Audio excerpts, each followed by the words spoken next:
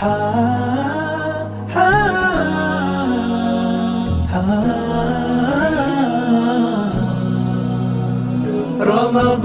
كريم كريم كريم، شهر عظيم عظيم عظيم. رمضان كريم كريم كريم. السلام علیکم ورحمۃ اللہ وبرکاتہ. الحمد للہ نحمده ونستعینه ونستغفره ونؤمن به ونتوکل علیہ ونعوذ باللہ من شرور انفسنا ومن سیئات اعمالنا. من يهده الله فلا مضل له ومن يضلله فلا هادي له. ونشهد أن لا إله إلا الله وحده لا شريك له. ونشهد أن سيدنا وسندنا ومولانا محمدا عبده ورسوله الذي أرسل بالحق بشيرا ونذيرا وداعيا إلى الله بإذنه وسراجا منيرا. أما بعد، قال الله تبارك وتعالى في القرآن المجيد: أعوذ بالله من الشيطان الرجيم، بسم الله الرحمن الرحيم. مثل الذين اتخذوا من دون الله أولياء كمثل العنكبوت اتخذت بيتا وإن أوهن البيوت لبيت العنكبوت لو كانوا يعلمون. صدق اللہ المولانا العلی العظیم. بزرگان محترم اور معزز سامعین کرام، ابھی آپ حضرات کی خدمت میں 20ویں پارے کی سورہ عنکبوت کی ایک آیت کریمہ تلاوت کرنے کا میں نے شرف حاصل کیا. سب سے پہلے اس آیت کریمہ کا ترجمہ ملاحظہ فرمائے اور سماعت فرمائے تاکہ آگے تشریح سمجھنے میں آسانی ہوگی. اس آیت کا ترجمہ یہ ہے کہ اللہ تبارک و تعالیٰ نے ان لوگوں کی مثال دے رہے ہیں جن لوگوں نے اللہ کے علاوہ غیر اللہ کو یعنی اپنا کارساز بنا لیا ہے. ان کی مثال اللہ تبارک و تعالیٰ نے مکڑی سے دے رہے ہیں. کمثل العنکبوت، کہ ان کی مثال مکڑی کی طرح ہے. اتخذت بیتا، جس نے ایک گھر بنایا ہو. ان اوہن البیوت لبیت العنکبوت، اور سب سے زیادہ گھروں میں بودا یعنی کمزور اگر کوئی گھر ہے تو لبیت العنکبوت مکڑی کا گھر ہے. لو کانوا یعلمون، اگر وہ لوگ سمجھ لیتے، اگر لوگ اس کو معلوم کر لیتے. یہ آیت کریمہ کا لفظی ترجمہ آپ کی خدمت میں پیش کیا گیا. اب آیت کریمہ کے اندر اللہ تبارک و تعالیٰ نے غیر اللہ کی پرستش کرنے والوں اور اسی طریقے سے انسانوں کی دیکھ بھال کرنے والے اور انسانوں پر اعتماد کرنے والوں کی اللہ تبارک و تعالیٰ نے اس آیت کریمہ کے اندر مکڑی سے تشبیہ دے رہے ہیں اور مکڑی کے جالے سے اللہ تبارک و تعالیٰ مثال دے رہے ہیں. تو گویا کہ ان لوگوں کا معاملہ ایسا ہے جو بتوں کی اور اسی طریقے سے انسانوں پر جو بھروسہ کرتے ہیں ان کی مثال ایسے ہے جیسا کہ مکڑی کے جالے کے تاروں کی طرح ہے. اور علماء نے لکھا ہے کہ مکڑی کے جالے کے جو تار ہوتے ہیں یہ سب سے زیادہ کمزور ہوتے ہیں. لہذا اگر کوئی شخص اللہ تبارک و تعالیٰ پر اگر کوئی بھروسہ نہیں کر رہا ہے اور اللہ کے علاوہ غیر اللہ کی پرستش کر رہا ہے یا اللہ کے علاوہ انسانوں پر بھروسہ کر رہا ہے تو لہذا ان کا بھروسہ کرنا بھی ایسے ہی کمزور ہے جیسا کہ مکڑی کے جالوں کے تاروں کو اللہ تبارک و تعالیٰ نے کہا کہ ان کے گھر بہت کمزور ہوتے ہیں. تو علماء نے لکھا ہے کہ یہ عربی لفظ ہے. عنکبوت یہ عربی لفظ ہے اور عربی میں اس کے معنی آتے ہیں مکڑی کے. اور یہاں پر علماء نے لکھا ہے کہ مکڑی یہ مختلف قسم کے ہوتے ہیں. بعض مکڑی وہ ہوتے ہیں جو گھروں کو بناتے ہیں اور بعض مکڑی وہ ہوتے ہیں جو جالے تانتے ہیں. یعنی جالوں کے تار بناتے ہیں۔ تو لہذا یہاں آیت کریمہ کے اندر اللہ تبارک و تعالیٰ نے جو غیر اللہ کی پرستش کرتے ہیں ان کو جو مکڑی کے جالوں کے تار سے جو تشبیہ دی گئی ہے، یہاں مکڑی کے تاروں سے تشبیہ دی گئی ہے، اس لیے کہ یہ بہت ہی کمزور ہوتے ہیں، اگر زوردار ہوا آ جائے تو ان کے جالے ٹوٹ جاتے ہیں۔ اسی طریقے سے اللہ تبارک و تعالیٰ نے جو اللہ کے علاوہ انسانوں پر بھروسہ کرتے ہیں ان کے بھروسے کو بھی اللہ تبارک و تعالیٰ نے مکڑی کے جالوں سے تشبیہ دی ہے کہ ان کے بھروسے بھی بہت کمزور ہوتے ہیں۔ لہذا اس آیت کریمہ سے ہمیں اللہ تبارک و تعالیٰ یہ پیغام دے رہے ہیں، اور اسی طریقے سے اللہ تبارک و تعالیٰ اپنے تمام بندوں کو اور پوری انسانیت کو یہ تعلیم دے رہے ہیں کہ یہاں تک کہ اللہ کے پیارے حبیب صلی اللہ علیہ وسلم کو بھی، حضرات صحابہ کو بھی، اور اسی طریقے سے عرب اور عجم کو بھی اللہ تبارک و تعالیٰ یہی حکم دے رہے ہیں کہ ہم صرف بھروسہ کرنا ہے اور اسی طریقے سے کارساز سمجھنا ہے، تو اللہ تبارک و تعالیٰ ہی پر بھروسہ کرنا چاہیے، اللہ ہی کو کارساز سمجھنا چاہیے۔ اسی لیے اللہ تبارک و تعالیٰ نے اللہ کے پیارے حبیب صلی اللہ علیہ وسلم کو ایک جگہ خطاب کرتے ہوئے فرمایا فَإِذَا عَزَمْتَ فَتَوَكَّلْ عَلَى اللَّهِ، اے نبی اگر کسی کام کو اگر آپ پختہ ارادے کے ساتھ کر لے تو فَتَوَكَّلْ عَلَى اللَّهِ، اللہ پر بھروسہ کیجئے۔ اور مومنین سے خطاب کرتے ہوئے اللہ تبارک و تعالیٰ نے فرمایا وَعَلَى اللَّهِ فَلْيَتَوَكَّلِ الْمُؤْمِنُونَ، مومنین کو چاہیے کہ اللہ ہی پر بھروسہ کرے۔ اور اسی طریقے سے اللہ تبارک و تعالیٰ ایک جگہ یہ بھی ارشاد فرمایا وَمَن يَتَوَكَّلْ عَلَى اللَّهِ فَهُوَ حَسْبُهُ، جو اللہ پر بھروسہ کرتا ہے اللہ کی ذات اس کے لیے کافی ہے۔ تو لہذا ان آیات سے ہمیں یہی معلوم ہوتا ہے کہ ہمارا بھروسہ، ہمارا یقین، ہمارا اعتماد اللہ تبارک و تعالیٰ پر ہونا چاہیے، غیر اللہ پر نہیں ہونی چاہیے، بتوں پر نہیں ہونی چاہیے، اور اسی طریقے سے مخلوق پر، انسانوں پر نہیں ہونی چاہیے۔ اور توکل کے کیا معنی ہیں؟ حضرات علماء نے لکھا ہے کہ توکل کا مطلب یہ ہے کہ ہمارا اعتماد ظاہری اسباب ہی پر نہیں ہونی چاہیے بلکہ اصل اعتماد اللہ پر ہونی چاہیے۔ تو لہذا آج ہمارا اعتماد ظاہری اسباب پر ہو گیا ہے، ظاہری مادی چیزوں پر ہو گیا ہے، دکانوں سے ہونے کا یقین ہمارے دلوں کے اندر آ گیا ہے، اور اسی طرح سے مکانوں سے، تجارتوں سے ہونے کا یقین ہمارے اندر آ گیا ہے۔ لیکن جس ذات پر ہمارا بھروسہ ہونا چاہیے تھا، جس ذات پر ہمارا اعتماد ہونا چاہیے تھا، جس ذات پر ہمارا یقین ہونا چاہیے تھا، آج ہمارا اللہ پر اعتماد نہیں ہے، آج اللہ پر اعتماد ہمارا کمزور ہوتا ہوا جا رہا ہے۔ تو لہذا عزیز دوست بزرگوں، اللہ تبارک و تعالیٰ پر اگر ہمارا 100% اعتماد ہوگا، ظاہری اسباب سے ہٹ کر، مادی چیزوں سے ہٹ کر اللہ پر بھروسہ ہوگا، تو اللہ کی مددیں ہم اپنی آنکھوں سے دیکھیں گے، اللہ کی نصرتیں ہم اپنی آنکھوں سے دیکھیں گے، کامیابی ہمارے قدم چومے گی۔ آج اللہ پر یقین نہ ہونے کی وجہ سے، ظاہری چیزوں پر بھروسہ ہونے کی وجہ سے، مادی چیزوں پر بھروسہ ہونے کی وجہ سے، اپنے مال اور دولت پر، جائیداد پر بھروسہ ہونے کی وجہ سے، میجارٹی پر بھروسہ ہونے کی وجہ سے آج اللہ پر یقین ہمارا نکل گیا، جس کی وجہ سے آج ہم ناکامیاب ہوتے ہوئے نظر آ رہے ہیں، آج دنیا کے اندر ہم خوار و ذلیل ہوتے ہوئے نظر آ رہے ہیں، اور اسی طریقے سے غیر اللہ کا خوف ہمارے دل کے اندر بیٹھ گیا ہے، اور اسی طریقے سے غیر اللہ پر ہمارا یقین جم گیا ہے۔ تو لہذا ان آیت کریمہ کے اندر اور احادیث مبارکہ کے اندر اللہ کے پیارے حبیب صلی اللہ علیہ وسلم نے بھی اور اللہ تبارک و تعالیٰ نے بھی ہمیں یہی پیغام دے رہے ہیں کہ ظاہری اسباب پر ہمارا کلی طور پر اعتماد نہیں ہونی چاہیے، صرف اور صرف اللہ تبارک و تعالیٰ پر اعتماد ہونی چاہیے۔ جب انسان کا اعتماد اللہ پر ہوتا ہے تو اللہ تبارک و تعالیٰ دنیا کے اندر بھی کامیاب فرمائیں گے، آخرت کے اندر بھی کامیاب فرمائیں گے۔ چنانچہ ایک واقعہ مجھے یاد آیا، حدیث پاک کے اندر اللہ کے پیارے حبیب صلی اللہ علیہ وسلم کا واقعہ حضرات صحابہ نے بیان فرمایا۔ حضرت ابن عباس رضی اللہ تعالیٰ روایت فرماتے ہیں،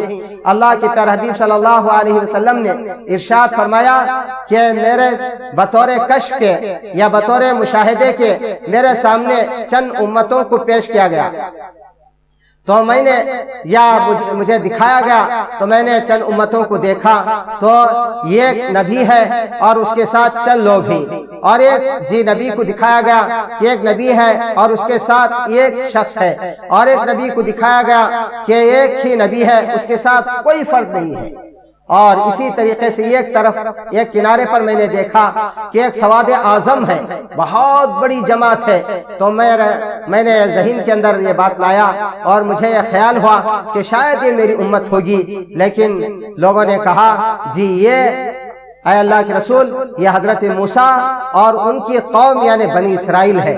پھر اس کے بعد ایک دوسرے کنارے کی طرف میں نے دیکھا کہ وہاں پر بھی ایک سواد اعظم کھڑا ہوا ہے، بڑی جماعت ہے۔ تو پھر آپ صلی اللہ علیہ وسلم سے کہا گیا کہ اے اللہ کے رسول یہ آپ کی امت ہے، اور ان کے ساتھ 70,000 ایسے آدمی ہیں جو بغیر حساب کتاب کے جنت میں داخل ہوں گے، اور بغیر عذاب کے اللہ تبارک و تعالیٰ ان کو جنت میں داخل فرمائیں گے۔ تو یہ کہہ کر اللہ کے پیارے حبیب صلی اللہ علیہ وسلم مجلس سے اٹھے اور اپنے گھر تشریف لے گئے۔ تو حضرات صحابہ آپس میں بیٹھ کر چیبی گویاں کرنے لگے، بحث و مباحثہ کرنے لگے، اور یہ گفتگو کرنے لگے کہ شاید وہ لوگ ہوں گے جو اللہ کے رسول علیہ الصلوۃ والتسلیم کی صحبت کا شرف حاصل کیے ہیں، یہی جنت میں داخل ہوں گے۔ اور بعض حضرات کے ذہن کے اندر یہ بات آئی کہ شاید وہ لوگ ہوں گے جو اللہ کے ساتھ کوئی شریک نہیں کیے ہوں گے، وہ لوگ بغیر حساب کتاب کے بغیر عذاب کے جنت میں داخل ہوں گے۔ یہی گفتگو ہو رہی تھی، اتنے میں اللہ کے پیارے حبیب صلی اللہ علیہ وسلم جو گھر میں تشریف لے گئے تھے واپس آئے تو حضرات صحابہ جو گفتگو کر رہے تھے دیکھا، تو حضرات صحابہ سے پوچھا کہ تم کس چیز کے سلسلے میں گفتگو کر رہے تھے، کس چیز کے سلسلے میں تمہاری بحث ہو رہی تھی؟ تو حضرات صحابہ نے کہا اے اللہ کے رسول آپ کی غیر موجودگی میں ہم یہ تصور کر رہے تھے کہ بغیر حساب کتاب کے کون جنت میں جائے گا، بغیر عذاب کے کن لوگوں کو اللہ تبارک و تعالیٰ جنت میں بھیجیں گے۔ تو پھر آپ صلی اللہ علیہ وسلم نے ان حضرات صحابہ سے فرمایا کہ وہ لوگ جنت میں بغیر حساب کتاب کے، بغیر حساب اور بغیر عذاب کے وہ لوگ جائیں گے جو اللہ پر بھروسہ کرنے والے ہوں گے، اور جھاڑ پھونک نہ کرنے والے ہوں گے،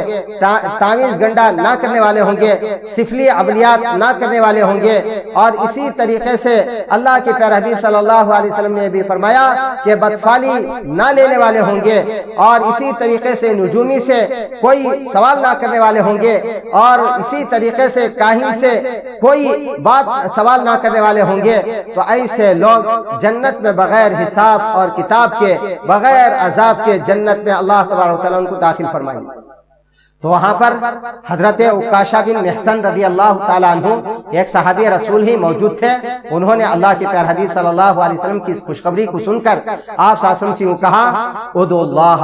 ان یجعلنی منہم، اے اللہ کے رسول میں آپ سے درخواست کرتا ہوں کہ مجھے آپ دعا فرما دیجئے کہ اللہ تبارک و تعالیٰ میرا شمار بھی ان میں سے کر دے، اللہ تبارک و تعالیٰ انہی کے ساتھ مجھے بغیر حساب کتاب کی جنت میں داخل فرما دے۔ تو اللہ کے پیارے حبیب صلی اللہ علیہ وسلم دعائیں دینے میں اور دعائیں کرنے میں سخاوت سے کام لیا کرتے تھے، کبھی بخل سے کام نہیں لیا کرتے تھے۔ میرا اور آپ کا کام ہے کہ اگر کوئی ہمارے سے دعا کی درخواست کرتا ہے تو ہم دعا کرنے میں بخل سے کام لیتے ہیں، دعا کرتے نہیں ہیں، اور دعا کرنے کے لیے ہمارے پر فرصت نہیں رہتی ہے۔ اللہ کے پیارے حبیب صلی اللہ علیہ وسلم دعا کی درخواست کی تو آپ صلی اللہ علیہ وسلم سے، تو آپ صلی اللہ علیہ وسلم نے فوراً یوں کہا انت منہم، آپ بھی انہی میں سے ہی۔ تو عزیز دوست بزرگوں، حضرات صحابہ کے مابین یہ شوق تھا کہ ایک دوسرے کو دیکھ کر، جیسا کہ ہم لوگ بھی بعض مرتبہ دیکھا دیکھی چولہا پھونکی، ایک آدمی کوئی کام کرتا ہے تو دیکھ کر ہم بھی کرنے لگتے ہیں۔ تو بعض حضرات صحابہ میں سے ایک اور صحابی کھڑے ہوئے اور اللہ کے رسول علیہ الصلوۃ والتسلیم سے کہا اے اللہ کے رسول میرے لیے بھی دعا فرما دیجئے کہ اللہ تبارک و تعالیٰ مجھے بھی ان حضرات میں سے شمار کر دے جن کو اللہ تبارک و تعالیٰ بغیر حساب کتاب کی جنت میں داخل فرما دے۔ تو آپ صلی اللہ علیہ وسلم نے فرمایا سبقک بہا عکاشہ، حضرت عکاشہ نے آپ سے سبقت لے گئے ہیں، اب آپ کے حضرت عکاشہ کے بعد کسی اور کو موقع نہیں۔ تو اس لیے حضرات علماء نے لکھا ہے کہ اس حدیث پاک کے اندر جہاں پر اللہ پر بھروسہ کرنے والوں کی فضیلت بیان کی گئی ہے، وہیں پر نیک کام میں جلدی کرنے کی بھی فضیلت بیان کی گئی ہے۔ تو حضرت عکاشہ موقع کا فائدہ اٹھاتے ہوئے اللہ کے پیارے حبیب صلی اللہ علیہ وسلم سے فوراً درخواست پیش کی، تو آپ صلی اللہ علیہ وسلم نے آپ کی درخواست پر جی لبیک کہتے ہوئے یوں کہا کہ انت منہم۔ تو لہذا دوست بزرگوں، نیک کام میں جی آدمی کو جلدی کرنی چاہیے، تاخیر کرنے کی وجہ سے اللہ تبارک و تعالیٰ کبھی کبھی محروم فرما دیتے ہیں۔ تو لہذا دوسرے صحابہ میں سے دوسرے صحابی جی اللہ کے رسول صلی اللہ علیہ وسلم سے درخواست کی، تو آپ صلی اللہ علیہ وسلم نے یوں کہا جی سبقہ کا عکاشہ۔ تو لہذا نیک کام میں جلدی کرنی چاہیے، جیسا کہ بعض احادیث مبارکہ کے اندر اس لیے کہا جی عجلوا بالتوبۃ قبل الموت، جی توبہ میں جلدی کرنی چاہیے جی مرنے سے پہلے پہلے۔ عجلوا بالصلاۃ قبل الفوت، جی نماز کو جلدی پڑھ لینی چاہیے جی فوت ہونے سے پہلے۔ اور اسی طریقے سے جی عربی کی کہاوت ہے، عربی کا محاورہ ہے وَعْجَلْ إِلَى الْخَيْرَاتِ مِنْ حَضَرِ الْفَوَاتِ، جی نیکیوں میں جلدی کرنی چاہیے فوت ہونے سے پہلے پہلے، جیسا کہ میں نے اس سے پہلی والی تفسیر میں جی آپ حضرات کی خدمت میں آیت کریمہ پیش کی تھی۔ اللہ تبارک و تعالیٰ نے بیان فرمایا وَسَارِعُوا إِلَى مَغْفِرَةٍ مِّن رَبِّكُمْ، جی اللہ تبارک و تعالیٰ فرما رہے ہیں مغفرت کی طرف اور اسی طریقے سے جنت کی طرف ہمیں جلدی کرنی چاہیے۔ کہیں ایسا نہ ہو کہ جی دوسرا جی جنت کا مستحق ہو جائے اور ہم جنت سے محروم ہو جائے، دوسرا مغفرت کا جی مستحق ہو جائے ہم محروم ہو جائے، جیسا کہ حضرت عکاشہ بن محصن رضی اللہ تعالیٰ عنہ جی آپ صلی اللہ علیہ وسلم کی جی بات پر لبیک کہتے ہیں فوراً درخواست پیش کی، تو بغیر حساب کتاب کے جنت میں جانے والوں میں شمار ہو گئے۔ تو لہذا نیک کامی میں ہم عجلت کرنی چاہیے اور اسی طریقے سے مبادرت کرنا چاہیے اور اسی طریقے سے ریس کرنا چاہیے اور ایک دوسرے سے آگے بڑھنے کی کوشش کرنی چاہیے۔ تو اسی لیے اس حدیث پاک کے اندر اللہ کے پیارے حبیب صلی اللہ علیہ وسلم نے جو اللہ پر بھروسہ کرنے والوں کی فضیلت بیان کرتے ہوئے فرمایا کہ جو اللہ پر بھروسہ کرتے ہیں اللہ تبارک و تعالیٰ ان کو بغیر حساب کتاب کے جنت میں داخلہ نصیب فرمائیں گے۔ تو اس لیے عزیز دوست بزرگوں، اس حدیث سے ہمیں آپ صلی اللہ علیہ وسلم نے اپنی امت کو یہی پیغام دے رہے ہیں کہ اللہ پر جی بھروسہ صحیح معنوں میں کرنا چاہیے، کہ اگر اللہ تعالیٰ پر اگر ہمارا صحیح معنوں میں بھروسہ ہوگا تو انشاءاللہ اللہ کی ذات سے امید ہے۔ آپ صلی اللہ علیہ وسلم کی جی اس حدیث سے ہمیں جی اللہ پر بھروسہ ہے، اللہ پر یقین ہے کہ اللہ تبارک و تعالیٰ ہمیں بھی بغیر حساب کتاب کے جی جنت میں داخلہ نصیب فرمائیں گے۔ میں دعا کرتا ہوں کہ اللہ تبارک و تعالیٰ ہمیں بھی اللہ تبارک و تعالیٰ پر صحیح معنوں میں بھروسہ کرنے کی توفیق عطا فرمائے، تاکہ اللہ تبارک و تعالیٰ بغیر حساب کتاب کے ہمیں بھی جنت میں داخلہ نصیب فرمائے، جنت کی انٹری ہمیں بھی نصیب فرمائے۔ تو لہذا دوست بزرگوں، یہ ایک واقعہ نہیں، ہزاروں واقعات احادیث مبارکہ کے اندر بیان کی گئی۔ چنانچہ حضرت جابر رضی اللہ تعالیٰ عنہ جی فرماتے ہیں کہ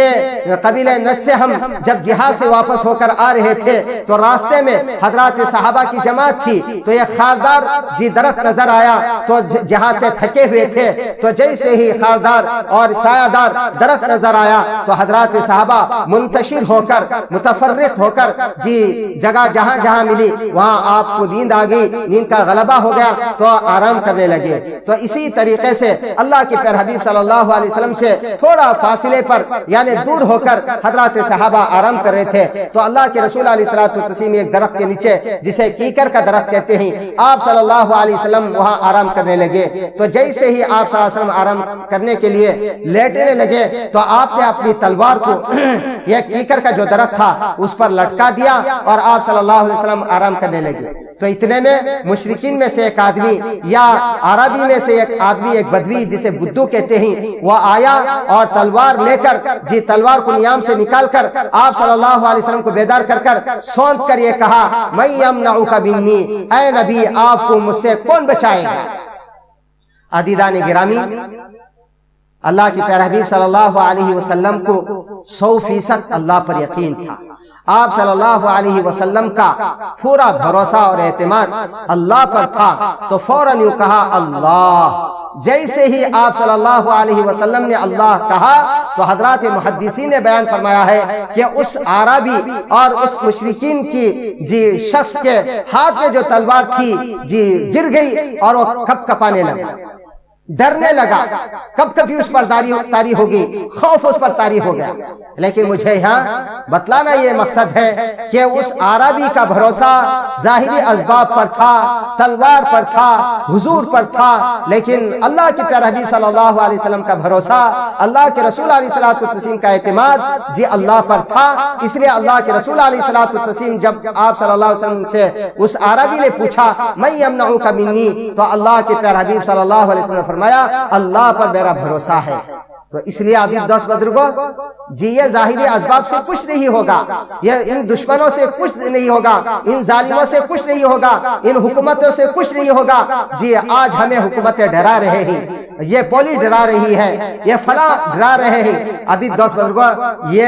آج ہم پولیس سے اس لیے ڈر رہے ہیں، حکومت سے اس لیے ڈر رہے ہیں کہ آج ہمارا یقین، ہمارا بھروسہ ظاہری اسباب پر ہو گیا ہے، پولیسوں پر ہو گیا ہے، محکمہ پولیس پر ہو گیا ہے، اور اسی طریقے سے ظاہری اسباب پر ہو گیا ہے۔ خالق پر بھروسہ جی اٹھ گیا ہے، خالق کا بھروسہ جی خالق پر ہمارا بھروسہ اٹھ جانے کی وجہ سے عزیز دوست بزرگوں آج دنیا کی چیزوں پر، پولیس پر، حکومت پر ہمارا بھروسہ ہو گیا۔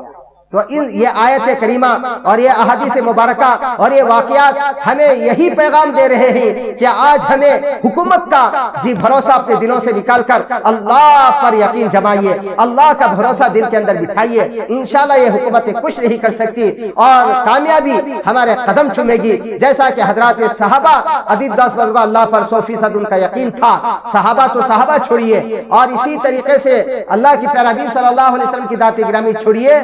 پرندے بھی عزیز دوست بزرگوں اللہ پر جو بھروسہ کرتے ہیں، اگر وہ بھروسہ بھی اگر ہمارے اندر آ جائے گا تو انشاءاللہ یہ دنیا کی حکومتیں ہمارا کچھ نہیں بگاڑ سکتی، ہمارا بال بگاڑ نہیں سکتی، ہمارا کچھ نہیں بگاڑ سکتی۔ عزیز دوستو اسی لیے حدیث پاک کے اندر اللہ کے پیارے حبیب صلی اللہ علیہ وسلم نے فرمایا کہ لو توکلون جی کما توکل الطیور، جی تم اللہ پر بھروسہ ایسا کرو جیسا کہ پرندے بھروسہ کرتے ہیں۔ جی آگے اللہ کے رسول علیہ السلام فرماتے ہیں لا رزقکم جی کما رزق الطیور، جی ایسا تم کو ایسی روزی دی جائے گی جیسا کہ پرندوں کو روزی دی گئی ہے، جیسا کہ تغدو خماسا وتروح بطانا، صبح میں خالی پیٹ جاتے ہیں اور شام میں پیٹ بھر کر آتے ہیں۔ تو لہذا عزیز دوست بزرگوں اس حدیث پاک کے اندر ہمیں اس بات پر انتباہ اور متنبہ کیا جا رہا ہے کہ کم سے کم ہم پرندوں والا تو بھروسہ اپنے اندر پیدا کرنے کی کوشش کریں۔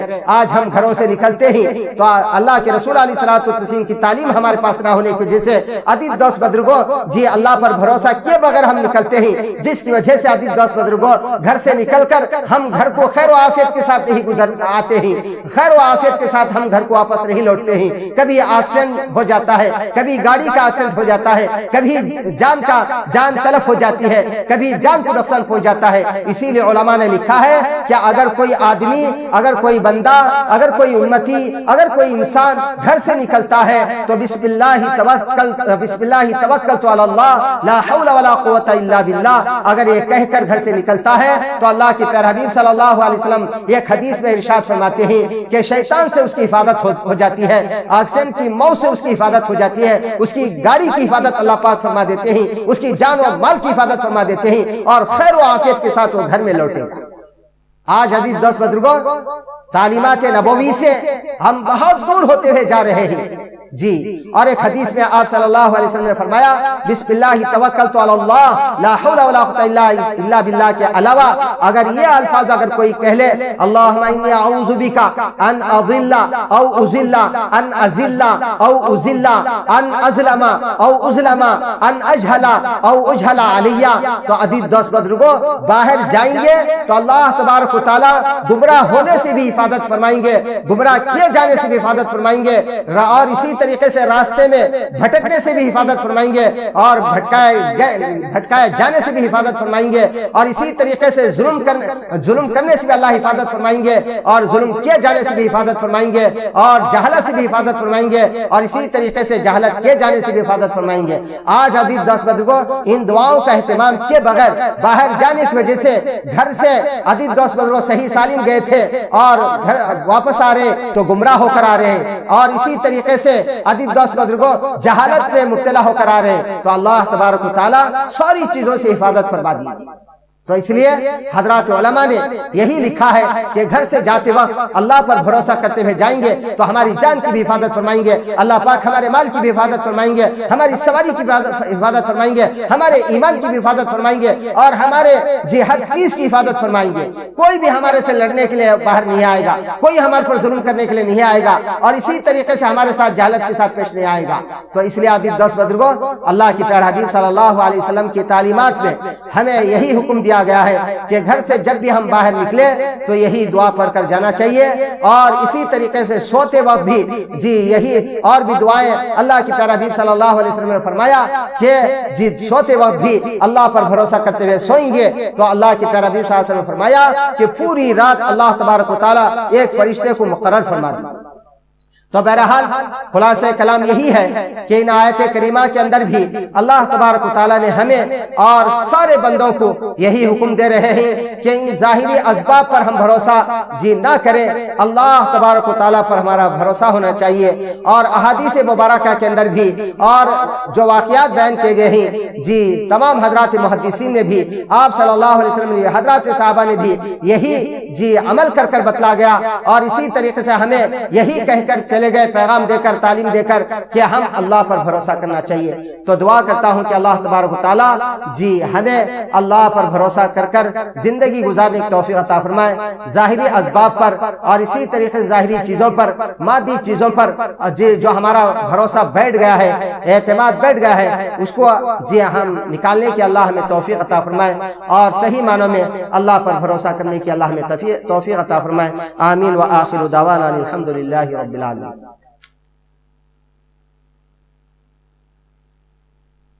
اب اس کے بعد آپ حضرات کی خدمت میں چند سوالات پیش کیے جا رہے ہیں۔ کمنٹ باکس میں ایک صاحب نے یہ سوال بھیجا ہے کہ ان کا سوال یہ ہے کہ اگر محلے میں کئی مساجد ہیں اور وہاں پر اذانیں ہر مسجد میں ہو رہے ہیں، اور ایمرجنسی کے طور پر میں صرف ایک مسجد کا جواب دے دیا ہوں اور بقیہ مسجدوں کا جواب نہیں دیا، تو کیا ایسا کرنا کیسا ہے؟ تو علماء نے یہ لکھا ہے کہ اگر ایمرجنسی کام ہو یا نہ ہو، اگر محلے کے اندر کئی مساجد ہیں تو ایک مسجد کی اذان کا اگر جواب دے دے تو کافی ہے، پوری مسجدوں کی اذانوں کا جواب دینا ضروری نہیں۔ اسی طریقے سے ایک مسجد میں اگر اذان ہوگی ہے تو اگر روزہ افطار کرنا ہے یا روزہ رکھنا ہے تو اس پر بھی عمل کر سکتے ہیں۔ جس طریقے سے ایک مسجد میں یا ایک عیدگاہ میں اگر کوئی نماز عید پڑھا دی گئی تو قربانی کرنا جائز ہے، تو اسی طریقے سے علماء نے لکھا ہے کہ ایک مسجد کی اذان کا جواب دینا کافی ہے، پوری مساجد کا جواب دینا ضروری نہیں۔ اس کے بعد دوسرا مسئلہ یہ ہے کہ اگر کسی نے ایک ہی رمضان میں کئی روزے جان بوجھ کر توڑ دیے تو کتنے کفارے لازم ہوتے ہیں؟ بعض خواتین نے بھی اور اسی طریقے سے بعض احباب نے بھی فون کے ذریعے سے مجھ سے یہ سوال کیا تھا۔ تو سوال یہ ہے کہ اگر ایک رمضان میں کئی روزوں کو جان بوجھ کر اگر کوئی توڑ دے تو کتنے کفارے لازم آتے ہیں؟ مثال کے طور پر اگر کسی نے 5 روزے جان بوجھ کر توڑ دیے تو کیا اس پر 5 کفارے آئیں گے یا ایک کفارہ کافی ہے؟ تو فقہا نے بیان فرمایا ہے کہ اگر رمضان میں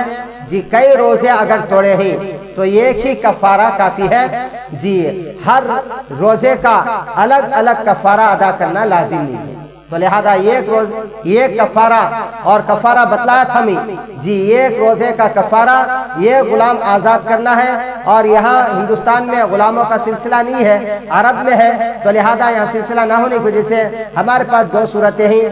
2 مہینے کے لگاتار روزے رکھے، ایک بھی اگر بیچ میں چھوٹ گیا تو پھر کنٹینیو کرنا پڑتا ہے، تو اس لیے 2 مہینے کے لگاتار روزے رکھنا چاہیے، یا 60 مسکینوں کو 2 وقت کا پیٹ بھر کر کھانا کھلانا چاہیے۔ تو لہذا علماء نے لکھا ہے کہ اگر ایک رمضان میں کئی روزے جان بوجھ کر توڑ دینے سے ایک ہی کفارہ آتا ہے اور 4-5 روزے توڑنے کی وجہ سے 4-5 کفارے نہیں آتے۔ تیسرا مسئلہ یہ ہے کہ عورت گھر میں اعتکاف میں بیٹھے اور پکانے کے لیے گھر میں اور کوئی نہیں ہے، کیا عورت ہی گھر کا پکوان وغیرہ جی یا کاٹ کٹ کرنا وغیرہ کام کر سکتی ہے یا نہیں؟ آج صبح میں سوائی پڑھنے سے جی ہمارے ایک ساتھی جی فون کے ذریعے سے سوال کیے کہ ہمارے گھر میں ہماری زوج محترمہ، ہماری بیوی صاحبہ اعتکاف میں بیٹھنا چاہتی ہے اور میں مسجد میں بیٹھنا چاہتا ہوں اور گھر کے اندر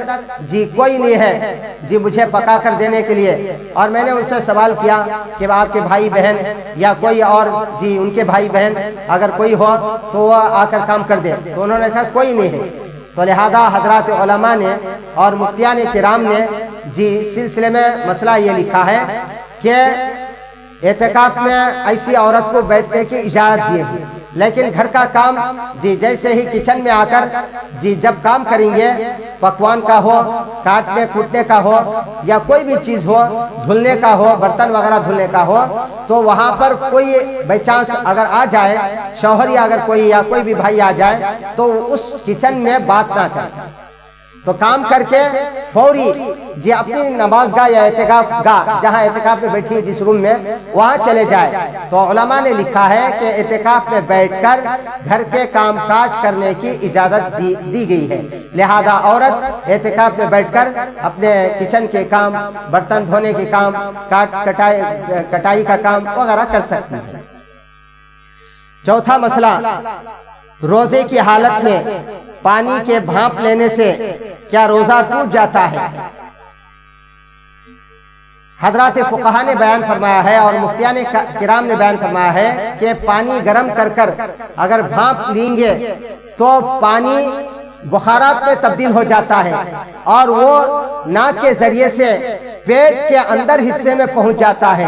اس لیے علماء نے لکھا ہے کہ روزے کی حالت میں بھپکارا لینا یا بھانپ لینے کی گنجائش نہیں ہے، اس سے روزے پر فرق پڑ جاتا ہے، روزہ ٹوٹ جاتا ہے، تو روزے کی حالت میں بھانپ وغیرہ نہ لیں۔ پانچواں مسئلہ،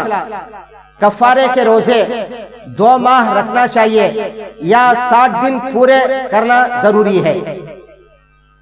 تو علماء نے لکھا ہے کہ اگر قمری تاریخ کے اعتبار سے، اس کا جواب غور سے سنیے، کہ اگر قمری مہینے کے اعتبار سے پہلی تاریخ سے اگر روزہ رکھ رہے ہیں تو علماء نے لکھا ہے کہ جی دن کا کوئی اعتبار نہیں ہے، چاہے جی 58 دن آ رہے ہوں یا 59 دن آ رہے ہوں، جی آپ مہینے کے اعتبار سے 2 مہینے رکھ سکتے ہیں۔ ہاں اگر جی قمری پہلی تاریخ سے نہیں رکھ رہے ہیں تو اس کے سلسلے میں علماء نے لکھا ہے کہ 60 دن مکمل رکھنا پڑے گا، اگر اس میں 1 دن 2 دن اگر کمی پیشی ہوگی تو پھر آپ کا کفارہ ادا نہیں ہوگا۔ چھٹواں مسئلہ یہ ہے کہ فدیے میں نابالغ کو کھانا کھلانا کیا کافی ہے یا بالغ ہی کو کھانا کھلانا چاہیے؟ تو حضرات مفتیان کرام نے اس کا جواب یہ بیان فرمایا ہے کہ فدیے میں نابالغ کو کھانا اگر کھلائیں گے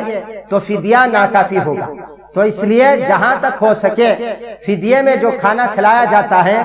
جی بالغ کو، چاہے مرد ہو یا عورت ہو، بالغ شرط لکھا ہے کہ بالغ کو کھلانا چاہیے، تب آپ کا فدیہ ادا ہوگا، ورنہ اگر نابالغ کو جی اگر کھلا دیں گے، اس لیے کہ نابالغ چھوٹا سا بچہ ہے، 2 سال کا 3 سال کا بچہ ہے، اب وہ صرف دودھ پیتا ہے اور دودھ کتنے کا ہوتا ہے، زیادہ جی 5 روپے کا 10 روپے کا پی لیتا ہے، تو اس لیے علماء نے لکھا ہے کہ پیٹ بھر کر 2 وقت کا بالغ مرد اور عورت کو کھلانا چاہیے، اس سے فدیہ ادا ہوگا۔ اور 7واں مسئلہ یہ ہے کہ ایک شخص مقروض ہے، یعنی قرض ہے، قرض میں ڈوبا ہوا ہے، ایک شخص مقروض ہے اور اس کے پاس کچھ سونا ہے، تو اس پر زکوٰۃ واجب ہے یا نہیں؟ تو حضرات مفتیان کرام نے یہ لکھا ہے کہ پہلے قرض وضع کریں گے، قرض کو جی کم کریں گے، وضع کے معنی کم کرنا، جی پنہا بھی کہتے ہیں، منہا کہتے ہیں، جی قرض کو وضع کریں گے، پھر اس کے بعد اگر سونا جی نصاب تک پہنچ رہا ہے، اور نصاب بھی میں نے بتلایا تھا کہ 7.5 تولے سونا یا اس کی قیمت 7.5 تولے کی قیمت اگر ہے وہاں تک پہنچ رہی ہے، تو فقہا نے بیان فرمایا ہے، حضرات مفتیان کرام نے فرمایا کہ ایسے مقروض کو بھی زکوٰۃ ادا کرنا چاہیے، اس لیے کہ بعض قرض ہوتا ہے تو وہ یہ کہتے ہیں کہ میرے پر قرض ہے تو میں جی زکوٰۃ ادا نہیں کروں گا. کوئی مفتی یا مولانا بتلا دیتے ہیں. تو اس لیے میں وضاحت کے ساتھ بتلا رہا ہوں کہ اگر کوئی مقروض ایسا ہے کہ قرض ادا کرنے کے بعد جی سونا اس کے پاس جی اتنا بچ رہا ہے کہ نصاب تک پہنچ رہا ہے تو فقہاء نے بیان فرمایا کہ اس پر بھی زکوٰۃ واجب ہوگی. اور ایک 8واں مسئلہ یہ ہے کہ زکوٰۃ کی رقم منی آرڈر یا ڈرافٹ وغیرہ کے ذریعے سے بھیجنا کیسا ہے. تو حضرات فقہاء نے لکھا ہے کہ یہ مجبوری کا درجہ ہے. جیسے لاک ڈاؤن ہے وغیرہ کی وجہ سے جی کوئی سفیر نہیں آ سکتا ہے چندہ وصول کرنے کے لیے زکوٰۃ وصول کرنے کے لیے. تو اگر کوئی منی آرڈر کر رہے ہیں یا ڈرافٹ کے ذریعے سے بھیج سکتے ہیں تو فقہاء نے بیان فرمایا کہ زکوٰۃ ادا ہو جائے گی. اس پہ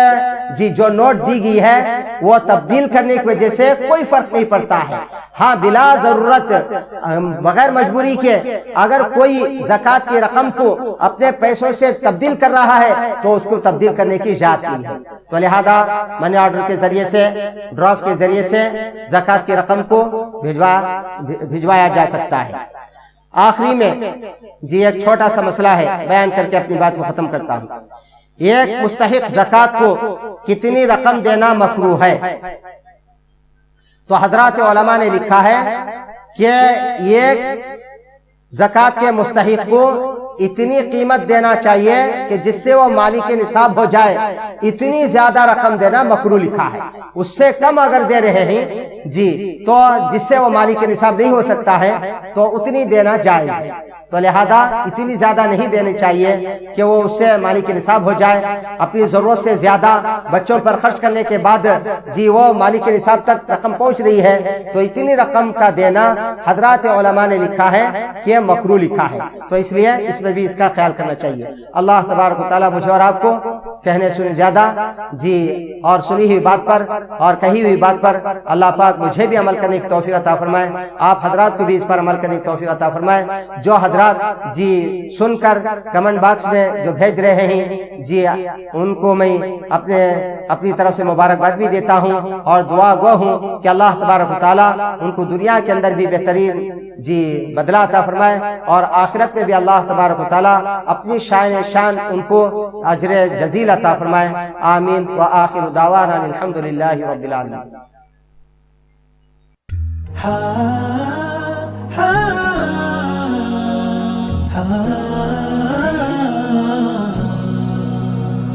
رمضان كريم كريم كريم شهر عظيم عظيم عظيم رمضان كريم كريم كريم